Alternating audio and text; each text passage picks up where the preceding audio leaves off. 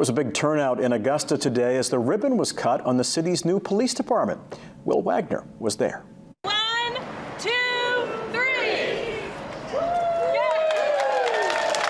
Following a ribbon cutting Wednesday, Augusta police will soon be moving into their new department at 7 Willow Street. Glad to see it came to fruition. Couldn't be happier with the project. Couldn't be prouder of the partnership between all the different facets, city administration, everything that they did behind the scenes. I just couldn't ask for more. A gift to the officers, a gift to the people. It is truly, truly amazing to walk through this structure and see the working environment that the police officers today are going to be working out of. It's a secure building for our first responders, our men and women in the police department. It gives them the right space for them to operate under.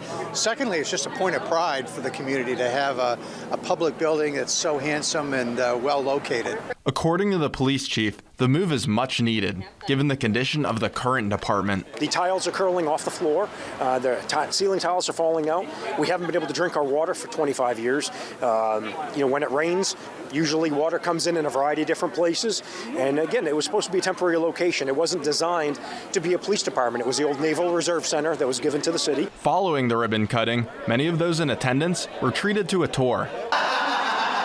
It's safe to say the department is quite proud of their new accommodations. Completely blessed to be part of the city, be part of the government that we have, and absolutely honored to represent Augusta Police.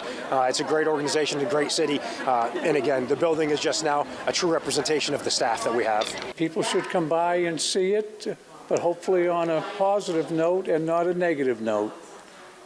Will Wagner, WBI TV5 News, Augusta.